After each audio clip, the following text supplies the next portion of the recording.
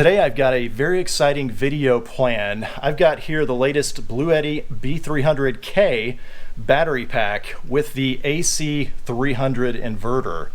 And the big question for today is, will this setup run my RV? I mean, if you're going to spend the big bucks and buy one of these, you want to know, is it going to run your entire RV or just parts of it? And if only parts, what parts will it run?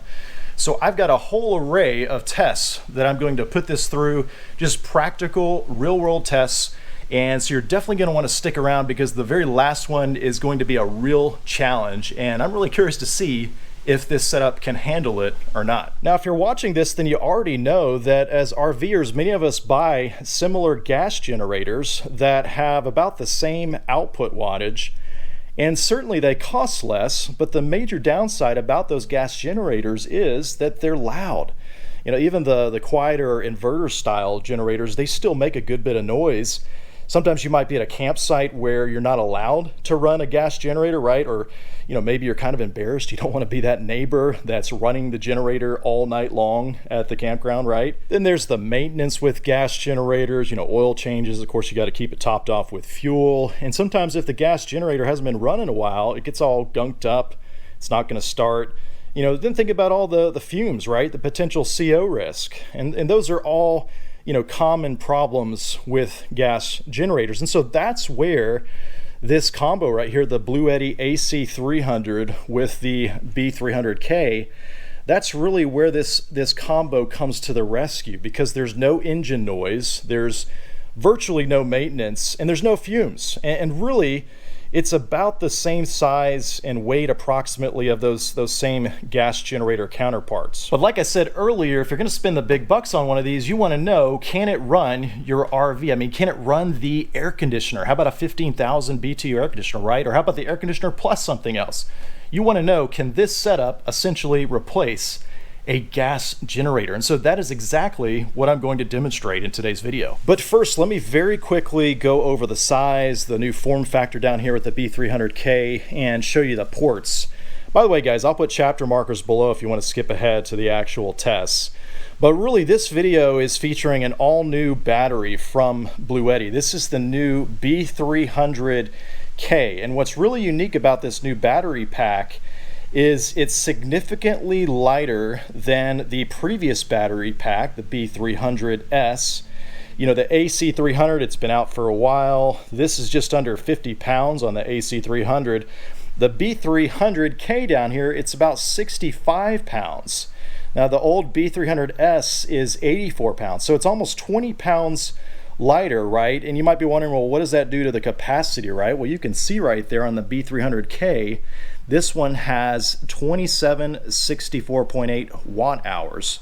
The B300S had just over 3,000. So it's got about 90% of the same capacity compared to the old B300S, and yet it's over 20% lighter. So I mean, they figured out a way basically to cram more things into a smaller form factor and give you almost as much power. I also really like that these two units can be separated. Of course, you see I've got them stacked and they nest very well like that, but I like that they can be separated because most power stations and generators, a lot of times they're too tall to fit in a standard full-size truck bed with a cover. You know, most trucks have a 21 inch clearance to the top if you've got a tonneau cover. Here, it's no problem. I mean, you can keep them stacked like this and it's just under 22.5 inches. But if you've got clearance issues, you can separate it and take the inverter and put it down, and then you've got the battery pack. You can keep it secure in your truck bed with a tonneau cover, no issues whatsoever. So I really like that a lot. But let me show you real quickly here on the AC 300 what ports it has. And there's really two, I think, that make this one stand out. Of course, you've got all the basic, you know, 20 amp outlets, and they are a true 20 amp plug. You can see right there. So they've got 6 of those, but this is really what makes this one special, is it has a 30 amp outlet. And so I'm going to be testing that because this RV behind me is a 30 amp RV. And so we're going to plug directly in and see what it all does. But those are pretty standard ports. Check this out up here. This is one that I really think makes this unit stand out, and it's this DC output. It's a 12 volt, 30 amp plug right here. 30 amps. You know, a lot of power stations only give you maybe a 10 amp DC output for 12 volt. And so to have a 30 amp output, I think is a game changer. And actually previously I did a video on an off-road overlanding style rig where I actually used a similar BLUETTI power station, the AC 200 Max, as the primary 12 volt source because it had a similar 12 volt 30 amp port. So it's really unique on these power stations that they give you that 30 amp output. I mean, a lot of people use these for camper vans because that 30 amps is perfect. And then you only need one battery system that can double both as the DC, the 12 volt power, and also the AC power. Then directly next to it, you've got a 24 volt, not a 12 volt, but a 24 volt 10 amp port right here. And then you've got some pretty typical USB ports, a high powered USB-C 100 watt. And then you've got some USB-A ports down here. You've got two 18 watts and then two standard 5 volt ports right there. So really a lot of very helpful, useful ports.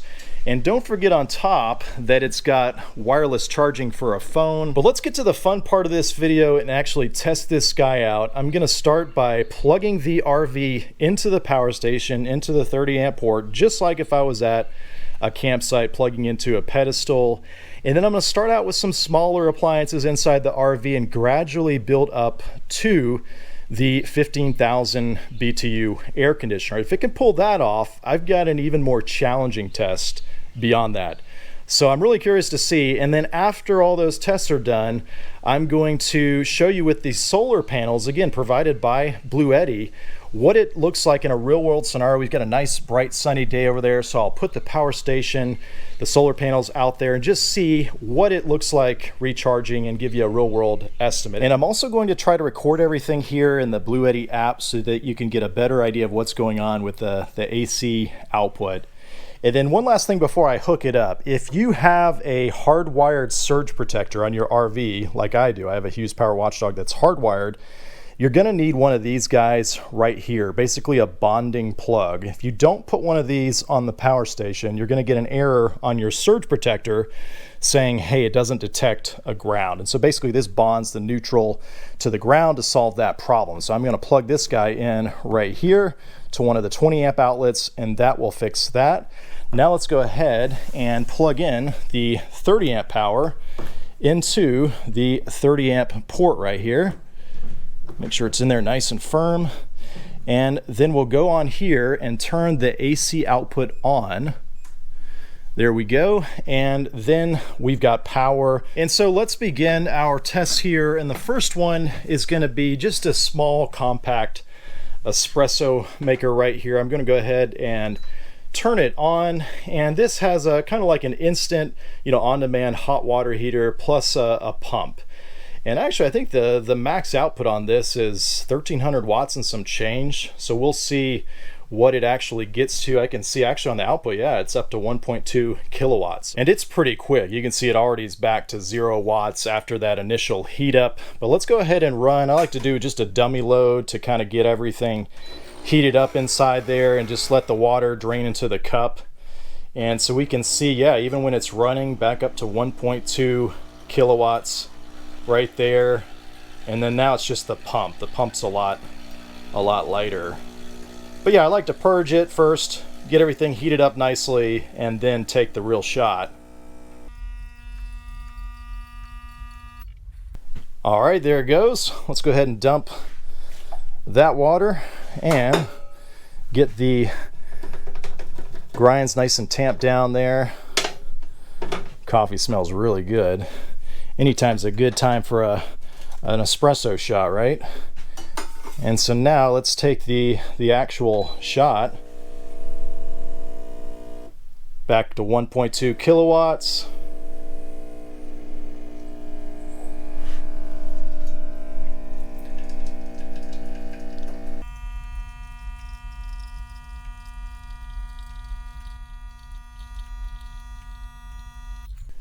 All right, so that shot went a little bit long, so it might be a little bitter, but we used looks like a little less than 2% of the battery. All right, so no problem making that shot of espresso, but how about while we're here, the microwave, right? If you're stopping at a rest area, you want to warm up some leftovers. I mean, they're the best, especially when they've been marinating for days. You go to the rest area, you plug everything in, and you go ahead and run the microwave. This is, I believe, a 900 watt microwave, by the way. So it's a smaller one. You can see it's actually consuming quite a bit more, so maybe it's more than 900 watts. But no problem. It's running the power station just fine. You can see we're up to 1.5 kilowatts of use. And by the way, guys, I've got everything else on the RV turned off, even the converter, the 12 volt converter. So what we're seeing is just the appliances that I'm running there. And now we're down to 97%. Let's head to the bathroom next and run a hair dryer and see what that looks like. So I've got this set to the hottest setting there. We'll turn it on high.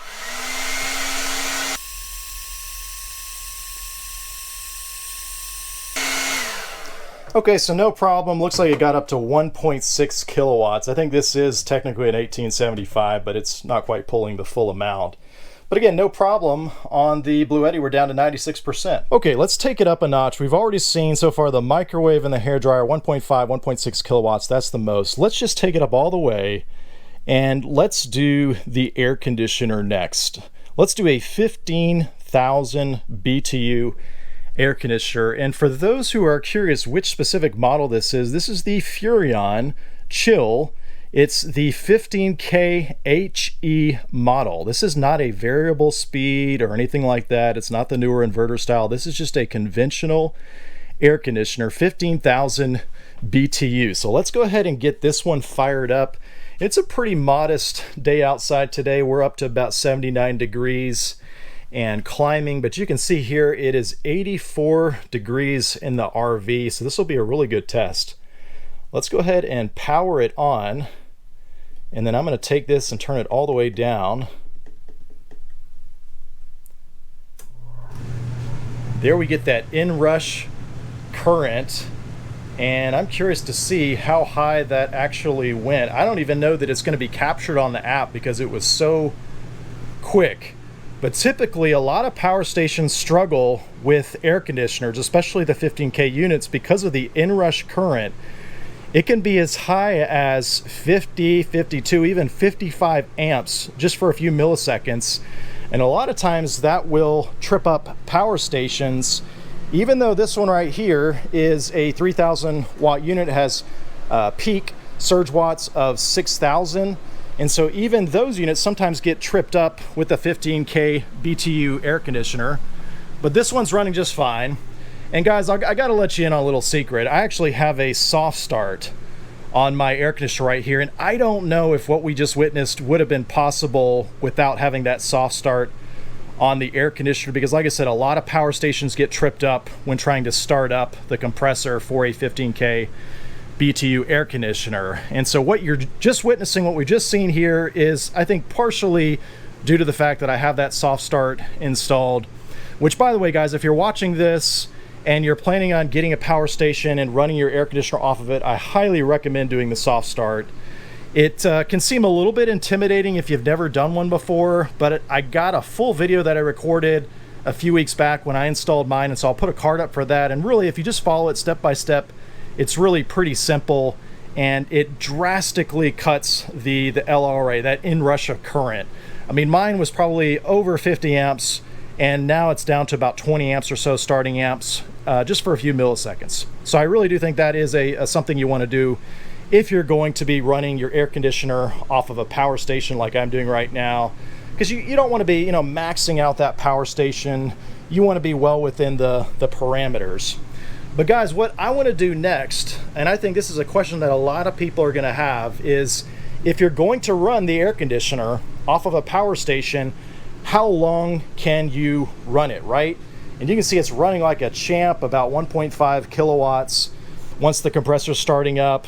And I took the temperature really down low. So I mean, this thing is just going to be running. But I'm going to let it sit and run for, let's just say, about 30 minutes. And then I'm going to come back and we'll see what the usage looks like. You can see we're already down to 94%. But let me go ahead and start my stopwatch here, and then I'll report back in 30 minutes and we'll see where we're at.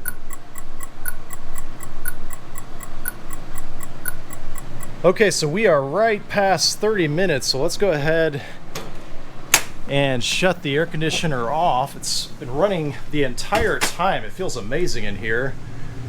And check this out. So we're at 72 degrees. I think it was 84 when we started. 72 degrees. That is really impressive.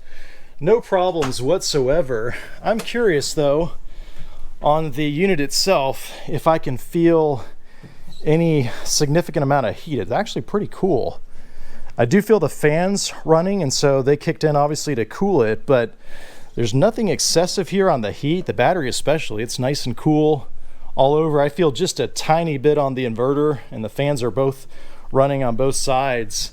So pretty impressive, guys. And it looks like we landed right about 60%.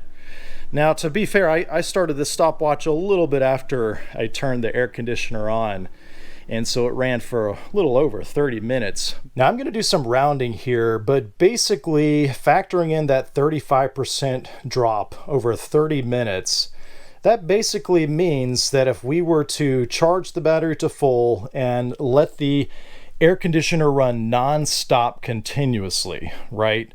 Which isn't typical, because most of the time you're going to set the thermostat and it's going to cycle on and cycle off, right? But in this case, it ran continuously.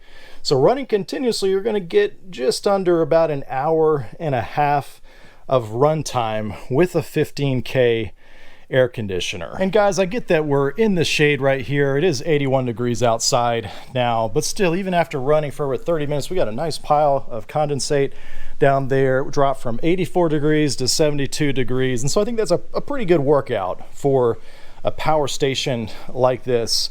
But next I want to push it to the limits here. And so what I'm going to do is I'm going to start back the air conditioner, get it running again, and then I want to see, can I run the 15K air conditioner plus the microwave?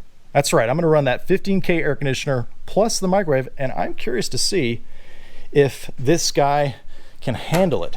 So let's go in here first. We're at 60% capacity on the battery pack, and let's turn this guy on again, and we're going to make sure the temperature's set low. It's set to 60 degrees.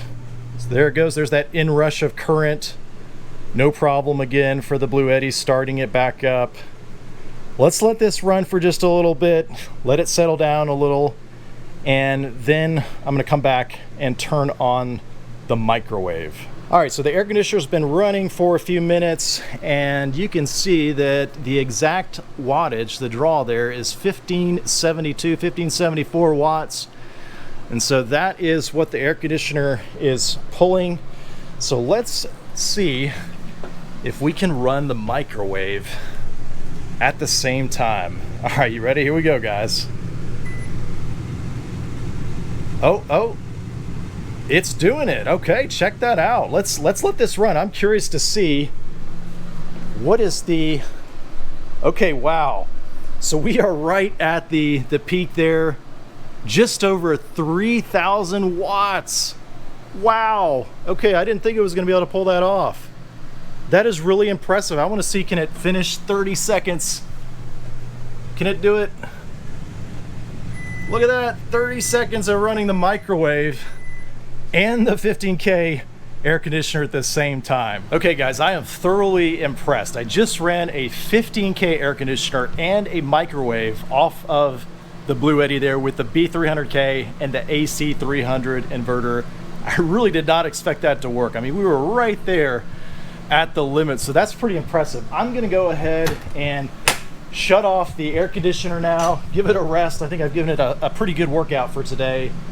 And next, I'm actually going to take the solar panels that BLUETTI has supplied, and I'm going to set this out in the sun and just answer the question, you know, if you're buying one of these and you're getting the solar panels and you want to know what does it look like in a real world scenario when you put those solar panels, you know, out in the sun, what does it look like? And so I'm going to let them sit out there and then report back, and we'll see how much it recharged. Now I've got a lot of trees here on my property, but I relocated here to a good spot that's going to be in the sun for at least the next hour or so. So I've got everything set up here. They've got a real nice suitcase style solar setup here. Very similar to other ones that I've tested. Very compact there and very easy to set up. They give you all the cables and everything that you need to feed into this same power station setup right here. And so of course we're right at 54% where we left off. I've got it pointed right into the sun, and right now it's showing me that we're pulling just under 300 watts. And you know, this is a real world situation. I could probably move the panels here and there over the next hour or so to try to optimize the sunlight, but in the real world, oftentimes you set it and forget it. So I've got it pointed in an optimal position, I think, right now for the sun. I'm gonna go ahead and start my stopwatch again and come back in about an hour, and I just want to see how much can it top off this system where it's pulling in about 300 watts over the next hour. All right, so we are right at an hour and 26 seconds. You can see what happened with the sun there. I mean, it's getting over the tops of the trees, and really the last 5 minutes we're just barely in the shade. But look what a difference it's made with the production, with the input there. Dropped all the way down to 123 watts, 63 now. So I mean, just a little bit of shade. We're getting toward to the end of the day here, where it's 4:30 in the afternoon. What an impact that makes on how much. But overall, it was hovering closer to 250 to 300 for the better part of an hour, and you can see it bumped all the way up to 60%. So from 54% to 60%. So I mean, imagine leaving it set up in this configuration for 8 hours, and that would get us about 50% full. So that really would have gotten us all the way, and I think that gives us a pretty good idea of what to expect in a real world situation using this solar setup. By the way, these are 350 watt solar panels at peak capacity, but again, in real world situations we never really get that full 350, but we did get pretty close. All right folks, well, let me close out the video by offering some conclusions about this setup overall, and really who I would recommend it to. I mean, I think it's a game changer, first of all, that you can run a 15,000 BTU air conditioner off this setup, no issues, like you saw, over 30 minutes there, plus even adding the microwave into it. And I wouldn't recommend doing that. You never really want to max things out like there, especially for a long period of time, but it was still impressive it could do that. So who would I really recommend this to? Well, I think that if you're camping somewhere, let's say a national park, right, where they have rules about when you can and can't use generators, gas generators, this could be a game changer, right? Because if you're there in the summer, in the peak of the summer, and you just want to cool down and you're not allowed to use a gas generator, well, here you go. You can use the BLUETTI B300K with the AC 300 and stay cool. And I mean, you saw how much it ran the capacity down, but imagine if you set the air conditioner to a more modest temperature, right? Just to, take the edge off of the heat, right? And dry it out some. So I really think that could be a game changer for you. Or, think about rest areas along the way. If you're someone that's on the road a lot and you like to stop at rest areas, have lunch, you get access to the microwave and the air conditioner. That could really be a game changer as well. But then also the other application that I think oftentimes people overlook here is if you were mooch docking somewhere. Let's say that you're mooch docking somewhere and where you're staying, there's not a proper 30 amp power supply. Well, what you can do is you can kind of use this as a buffer of sorts, right? And so BLUETTI gives you a standard 15 amp 120 volt AC cable right there that you can plug in off to the side on that top port right there. You'd plug that into where you're staying, where you're mooch docking, just a standard 120 volt 15 amp outlet, right? And so for the most part, your RV would be getting power through that 15 amp connection. But when your RV demands more power than the 15 amps, the way this setup would work, it would act like a buffer and then pull from the B300K to deliver that extra power you need above 15 amps all the way up to, like we saw, 30 amps there. So I think that could be really useful, because then you could mooch dock perhaps somewhere where ordinarily you wouldn't because you couldn't have your AC, right? But now you can with this setup here. But are all those practical use case scenarios enough to buy a setup like this, right? Because if you're like me, after all, money does not grow on trees. And certainly these are more expensive than their gas generator counterparts. And so folks, what I'm going to do in a future video is I'm actually going to take that setup and test it even further. I'm going to test it on my house right here. I'm going to see if that same setup can run my house in an emergency situation where the power is out, after a storm. Can that same setup run my entire house? And no, I'm not talking about running extension cords all over throughout the house. So definitely make sure you're subscribed and stay tuned for that future video. But folks, if I left any details out, definitely drop me a question below and I'll do my best to answer. I will include affiliate links to purchase everything that you've seen in this video, including the little bonding plug adapter here. Super handy. So I appreciate you using those affiliate links to help support the channel. As always, thanks for watching.